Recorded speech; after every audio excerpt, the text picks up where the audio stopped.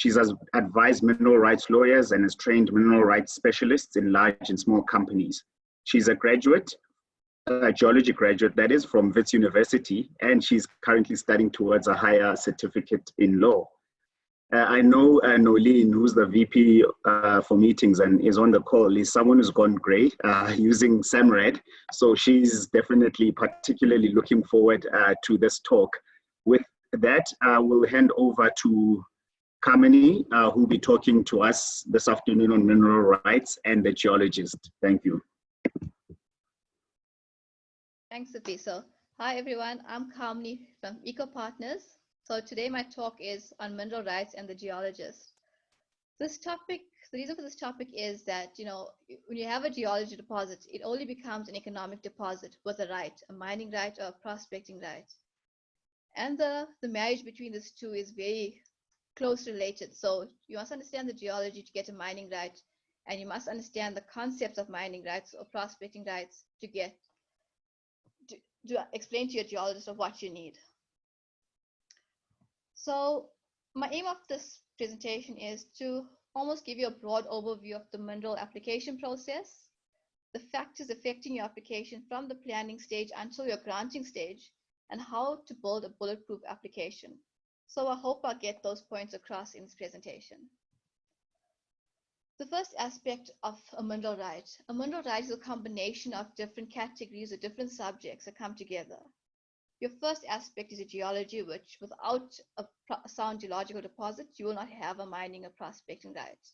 The other two factors that feed into this is your environmental sensitivity of your area and the legislation affecting that. So your environmental sensitivity is determined by the different legislation that is actually given on a piece of property, or different areas have different legislation, and even the way you have your rights. So the marriage of these three, or where these three meet in harmony, is actually your mineral rights sweet spot. So in this talk, I'm going to actually try and cover these different areas. I'm not going to go over geology, as you guys are geologists, but I will cover the other aspects of environment and legislation. What is a mineral? To understand the laws of mineral rights, you must ignore the geological definition. In this term, or in this concept of mineral rights, a mineral is only the economic parts of a deposit. So not your gang minerals or any other deposits. It's what the DMR considers something you're taking off the ground for mining. A mineral is a national asset that belongs to all the people of South Africa, of which the DMRE is a custodian. The custodian is a person responsible for protecting or taking care of something or keeping something in good condition. Other assets, other national assets that belong to the people of South Africa are air, water, biodiversity, and heritage.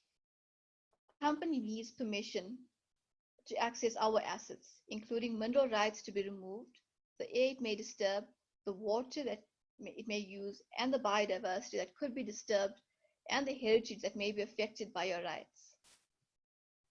In South Africa, we have three sorts of mineral rights, or in this presentation, the collective that mineral rights will cover is mining rights, prospecting rights, and mining permits. Mining rights are a 30-year right, a maximum of 30-year right, which is renewable. Prospecting rights are a maximum of 5-year rights, which are renewable once after 3 more years.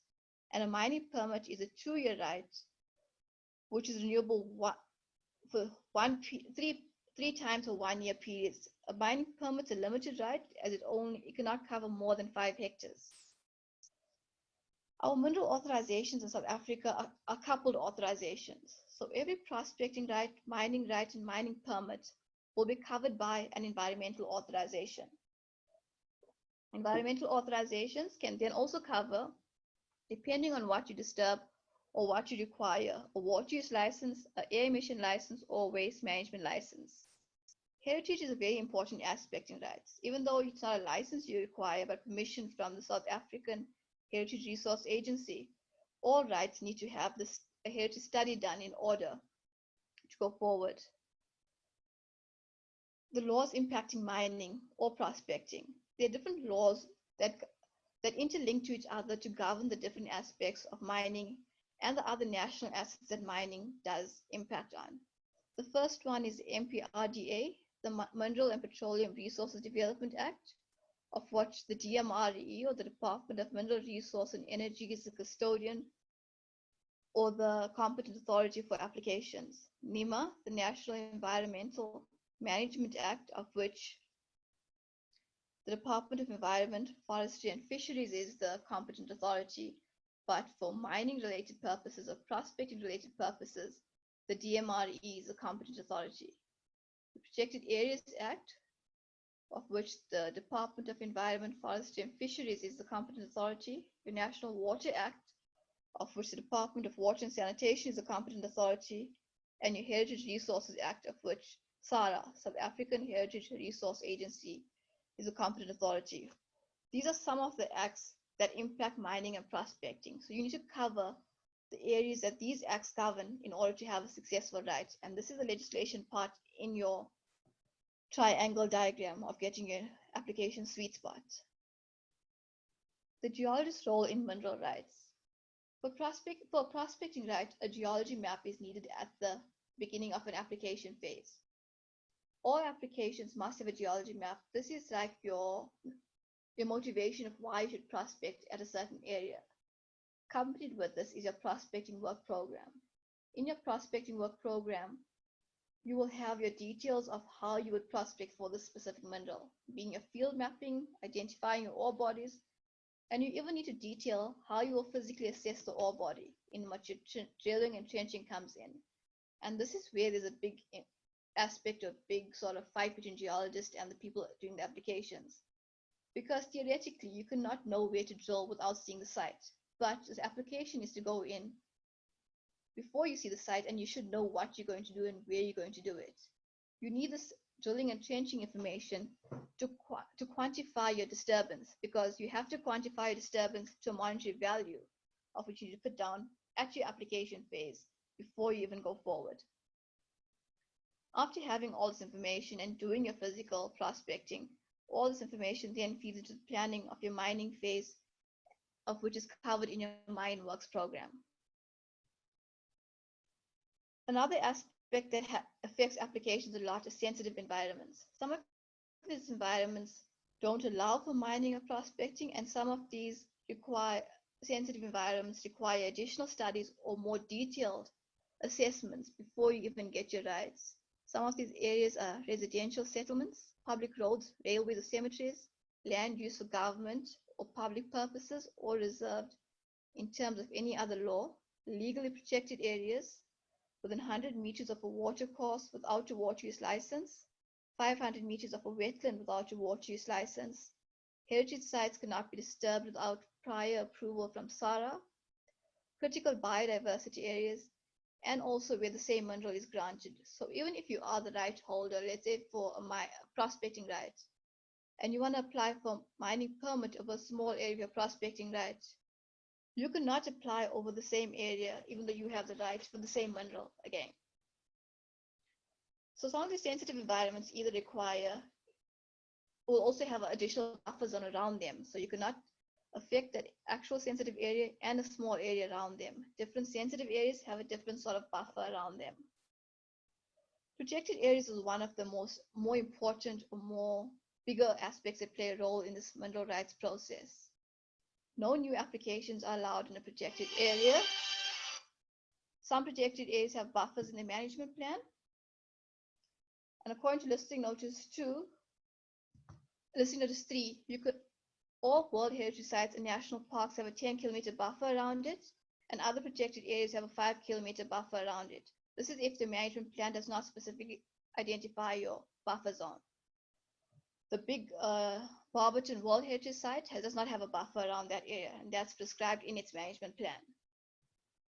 This is a small screenshot of the protected areas in South Africa. It's got Limpopo, a little bit of Northwest and Mpumalanga in here. All these green areas are protected areas. So it's scattered around the country, and these areas form areas that you cannot prospect or mine in. So being aware of this, it helps a lot in planning, and also the area of which you can exploit gets reduced by quite a bit. And this area does not even include buffer zones. So back to the mineral rights sweet spot. This is now the combination of the different environmental factors, our legislation, and the geology. So I hope now with a bit more information on the environmental legislation, it becomes more apparent of why these things need to be so interrelated and so tied together to find that good balance in the middle where they all interact. Alone, these things might have a different story, but when you put them together, it's a more combined story and might not even adhere to the rules of the individual stories of each aspect. To tie up this middle sweet spot, I've got a case study of an application I did up in Limpopo. This is a prospecting right. It's quite a standard, straightforward area. There's small houses in here, just 3 that could work around. It's only 10 drill holes. The prospecting right area of 636 hectares. It's away from big towns. It looks quite simple. The geology was perfect. So this is what the geologists wanted to go for. But at a closer look into this area, you can see the different sensitive areas pop out. There's a river running on the east of the property, of which now requires a 100-meter buffer on either side of the river. There's various wetlands on the property, of all which require 500 meters around a wetland, and this also includes artificial wetlands like farm dams. The national road running across the site requires a 100-meter buffer on either side. The heritage sites on the area then require a 50-meter buffer around each one. At the end of this, you're only left with 120 hectares available. So towards the end of the site, after assessing the sensitivities and the legislation, you might be reduced to an area that you cannot even use for prospecting. You could prospect it, but sometimes mining might not be feasible on a smaller area. So after combining all these different aspects, you now have your basis for bulletproof mining rights or mineral rights. Mineral right applications are done on our online portal system on SAMRAD. The system is only available from 8 to 4 on a weekday, South African time. Your application is made to the regional DMRE. We have 10 regional DMRE offices, as Northern Cape has 2. The rest of the provinces have 1 office. All your applications consist of environmental aspects as well as consultation aspects or your public participation aspects and your BBBEE aspects. Applications now have very strict timelines. You need to keep within these timelines. So for a prospecting application, which is a general basic assessment, you have a maximum of 90 days to complete your application from start to finish. And for mining, you have 44 plus 108 days, of which I'll explain later. Granted applications can then be appealed at the Department of Environmental Affairs or Department of Environment, Forestry and Fisheries, as it's now called. So even though you have your whole mining right process or prospecting right process through DMRE, the Department of Environment, Forestry and Fisheries is a company or the appeal authority on all mineral rights.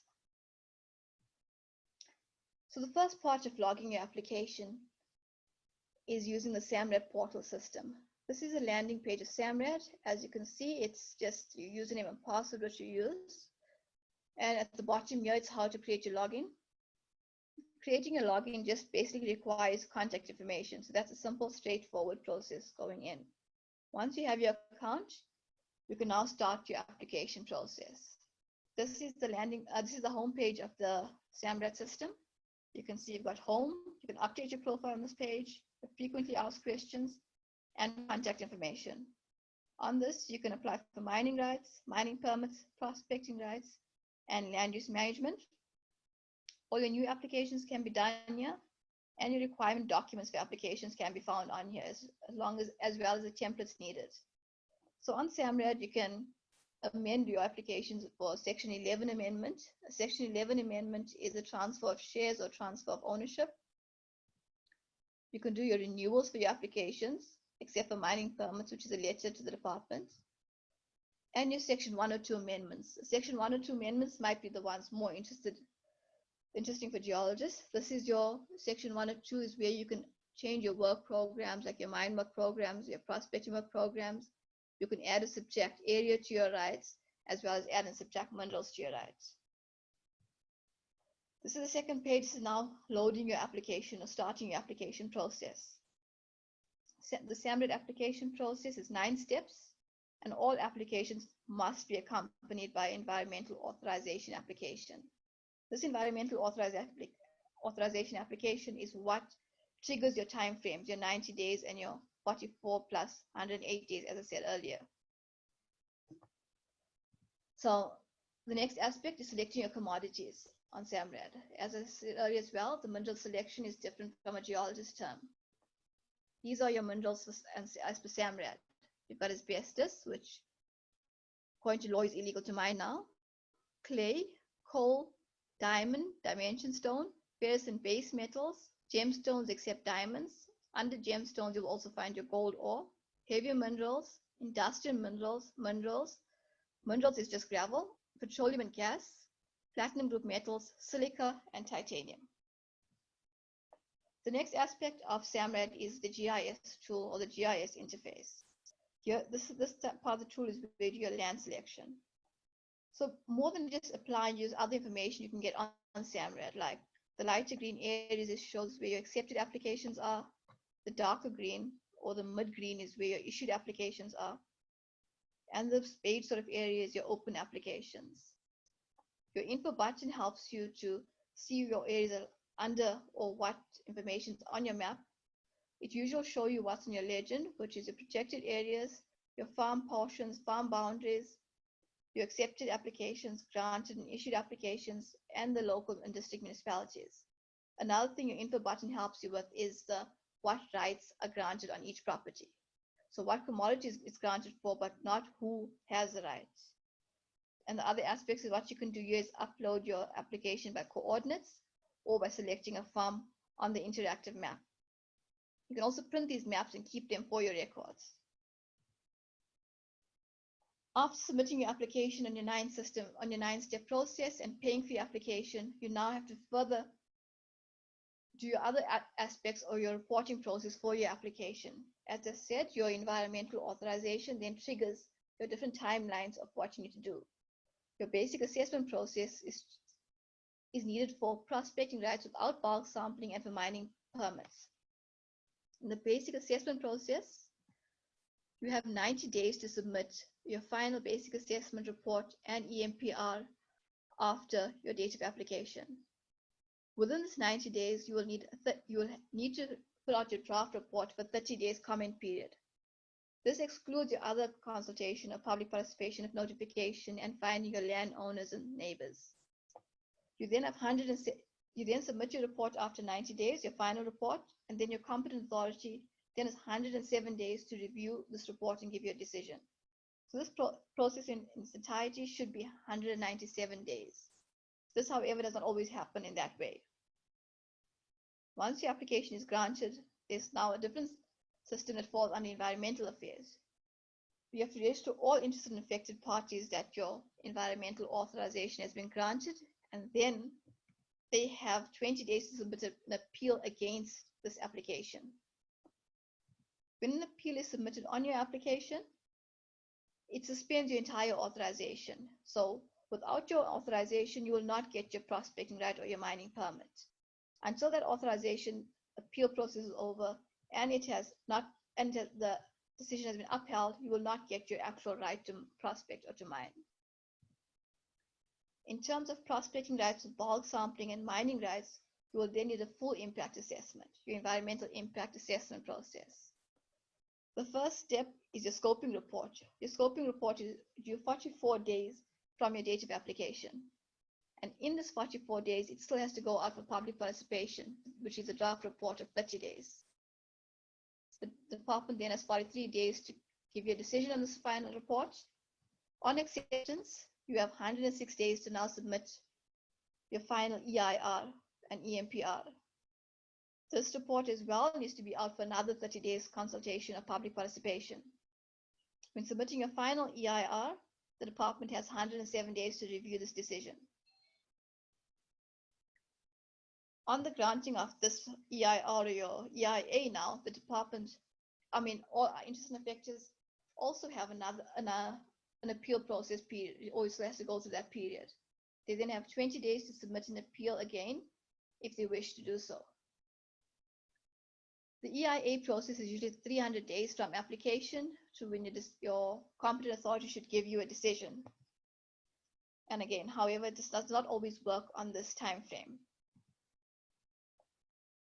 And again, if there's an appeal lodged in your application, this suspends your environmental authorization and it delays, or it can even stop your application from being granted. I've got a second case study here on the actual timelines, how the actual timelines versus specified timelines. This is an application for prospecting that I did in 2015. You can see at the bottom is your 90 days. You are stuck to the 90 days. You have to do your work in your 90 days. You cannot go over this unless you have, the regulation does apply for one extension of 50 days, but you are stuck to your days. For this application specifically, an acceptance letter was only granted in June of 2015 when the application was submitted in February. An acceptance letter should be given within 14 days. However, in this case, the acceptance letter was received after the final basic assessment was submitted, which means if there's any flaws in your application, if you did not find your application sweet spot, identify all your risks, you could have gotten a rejection. And at this time, you'd already spent all your money for this application doing all the work. At the end of this application took more than 400 days to be granted instead of 197. And this is also an important aspect because when you apply for a right, there's also investors involved. You want to get this done because you're promising people, you're promising a lot of things. You're promising your bosses, you're promising because you want a right so you can have an economic deposit. So to tie it all up together, you think you have one target to getting an application, put it in and it comes out the other side. From my point of view, I think there's a few sub-targets within this. Your first target is aligning your application phase to align your geology, environment, and legislation to find that harmonious application sweet spot. The next target or hurdle is your public participation process, getting all this done in 30 days. 30 days seems like a lot, but it's definitely not a lot. Your other target is your timelines, making sure you work within the specified timelines. Missing a timeline results in your application being lapsing. And when your application lapses, this leaves it open for anyone else to apply over you. The last target is your granted right. So before you get your granted right, you have to have your environmental authorization process, the appeal process that accompanies that, and then only, if there's no appeal, will you actually get your right. There's a lot more bulletproofing needed for an application process, which we don't have the time to go through. I've touched briefly on public participation and the issues around it. The other aspect is responding to your DMRE queries. You get various queries in your application process. Another one is REMDEC objections. REMDEC objections are objections that you get on your application in the phase of the application. So when an application is lodged, a REMDEC meeting is set for it, and then you have to therefore, or in that meeting, come to a conclusion of your objections. If you pass that and you get your application or your application is granted, your appellants or your objectors still have a second round to target you in the appeals. So that's another issue that needs to be dealt with in making sure everything's in order. So the bulletproofing comes in you might pass the application phase, but you want to have a strong enough application that you can fight off your appeals. Tying up everything at the end is your geology and legislation. So in essence, a great geological deposit is only the start. In a mineral application process, great geology is seldom enough though. So after today, if I haven't answered everything or haven't gotten to everything, we are working on having SAMRED explainer videos on our EcoPartners YouTube channel, or you can sign up for a detailed SAMRED seminar. Or if you have any more questions, you can always email me, my contact details on here, or WhatsApp me for how bulletproof your mineral right is. Thank you. Great, thank you, Kahmani. Thank you very much for that very informative and great presentation, and for simplifying the processes and the respective timelines as well for geologists. A lot of our members have to deal with these processes with regards to mineral rights. So thank you very much. That was great. Thanks for simplifying that for us. With that, I'll open up the floor to questions. Just please raise your hand and then unmute yourself. So we'll start off with Christopher. Hi, Chris? Kahmani. Sure. Hello. Thanks, Kahmani, for a great talk. Thank you. Can you hear me? Yes, I can hear you. Okay, great. I know you didn't touch a lot on the MWPs. Yes, I haven't. But you spoke of Section 102, Yes. which forms a great deal of the MWPs. In my experience, I've seen most geos, when they supply the information, more especially on the section that talks of the deposit and the mineral types, they usually mention, for example, if they are going to mine chrome, they just mention chrome. And whereas within those chromatite seams, you might find that there is platinum, which they forget to mention. Yes. And later on, someone picks it up. I'm not sure how, but they pick it up that this entity has not applied for the platinum in there, and they go and apply for platinum within the same property. And that makes the Section 102 application a bit complicated. So yeah, I was just saying my advice for geos is to thoroughly ensure that they do an inventory of all the mineral types within that deposit and list them in their application for MWP to avoid a Section 102 later. Thanks. Yes, also in your prospecting right as well, because associated minerals is not considered minerals as part of the MPRDA. So if as a geologist you assume because it's in the same ore body, it occurs together, so you mine it together. According to the MPRDA, it's not that way. You apply specifically for what you want, and you should start at your prospecting phase, not just at mining. Exactly, I agree. Thanks. All right, thanks, Chris. Any other questions?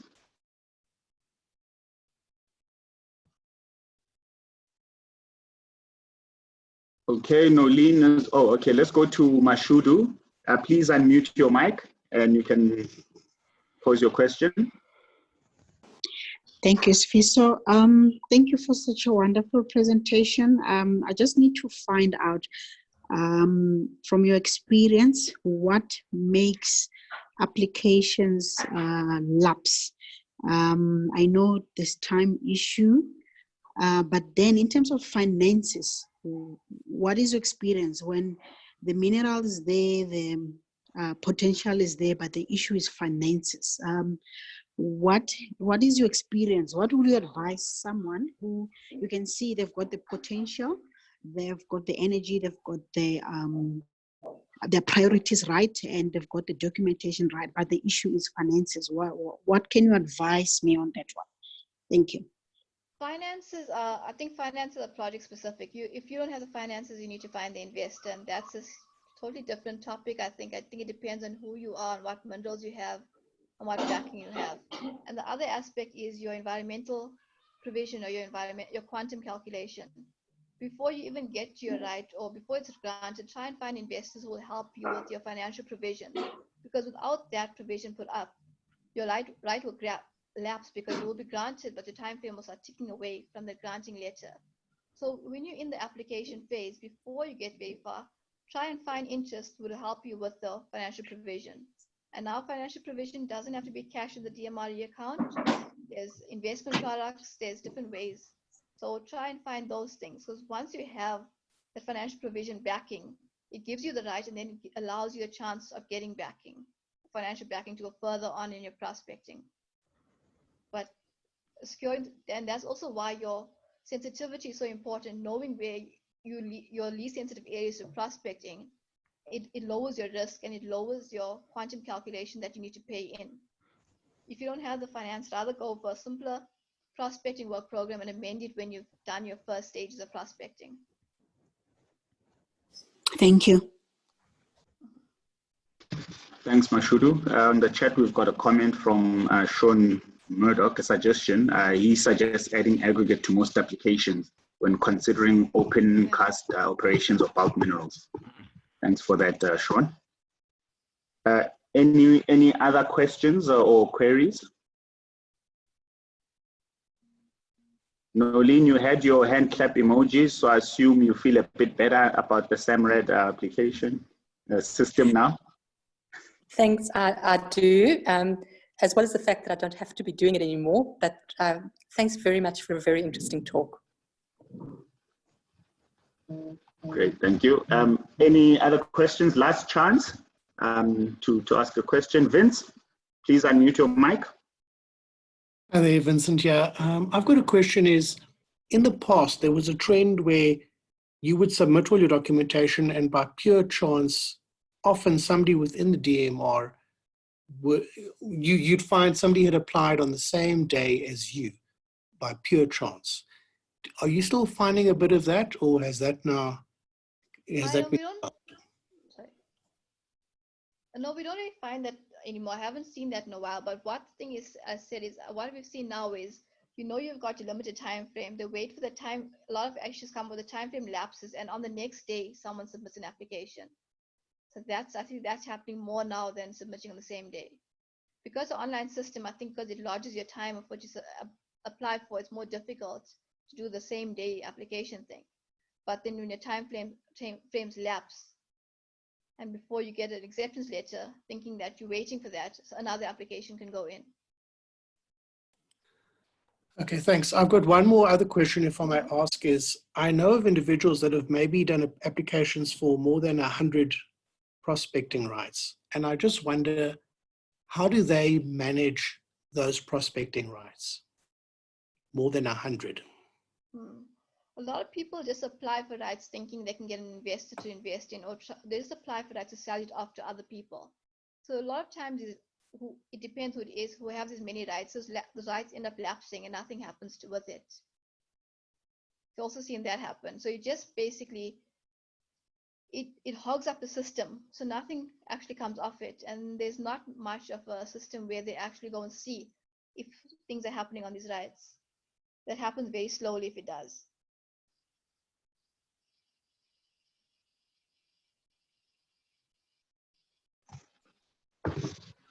All right. Thanks, Vince. There's on the chat, there's from Roy, why doesn't the GIS system allow you to query who owns the right and when the right lapses? At some point, the system did, and then they updated the system and that functionality fell off. So I'm not sure, that's a department question that the department needs to answer. Okay, because Sean responded to that saying if you have a right, you need to check your lapse dates. Yes. You can't trust the date in your executed right. You need to calculate the right period from the grant date, not the execution date. I guess maybe Roy was asking from like as an outsider who's looking to, but yeah, there's an answer for that. Oh, there's questions coming in there. I think, Roy, are you able to unmute yourself? Otherwise, I'm reading them off the chat. Roy? Okay, no. I just couldn't get my hand, couldn't figure out where the hand up thing. Oh, okay, sorry. All right, sorry, that's very good. No, that was an excellent presentation. I was so pleased to see how much this has moved on from years ago. All right, the other one, in terms of the time period on the application, seems a bit long. I thought, how does this compare with places like Australia and Canada? Honestly, I'm not sure. I've never dealt with applications from Australia and Canada. I only deal with applications on South African. Yeah, from what I understood from my research, it's a lot quicker than this. And if we really want to encourage more discoveries and more money, I think, it probably is a DMR need to look at it, but, taking a year and using an awful lot of your prospecting money. I remember John Bristow, who's one of the big diamond guys, he said, that was his biggest challenge, was you're spending a few 100 million rands and it takes you a year and in the end you don't get it. And they say, well, yeah. I can go somewhere else and get it done a lot more quickly. Yeah, I do agree. Even though there's timelines, it doesn't always stick to the timelines. And that's the biggest issue, I think. If you know what you're in for and how long you're in for it, you can plan better. Thank you. All right, thanks, Roy. Sean, I'm also, if you can as well, please unmute yourself. I know you've got a few answers as well to some of the questions and queries, if you are able to. Hi there, yes. Hi. Go for it, Sean. No, I'm just answering questions as they come by, so my apologies. Okay. Okay. All right. Kahmani. No, I just, okay, no, I wanted to give you a platform, but thanks for answering those on the chat. So yeah, thank you. Any other questions, queries? Okay, I assume none. With that, thank you, Kahmani, for a very good presentation. Much appreciated. And to answer Nondu's question, as mentioned by Craig earlier, we will share this on our YouTube channel. So look out for that, the recording itself with the audio as well. So thanks, Kahmani and Neil for allowing that. So we'll post that on our YouTube channel. Obviously, tomorrow is May Day, but we still have a lunchtime lecture. Edwin Khailing will be talking about eSimon data collection software tomorrow at 1. So our lunchtime lecture series continues tomorrow.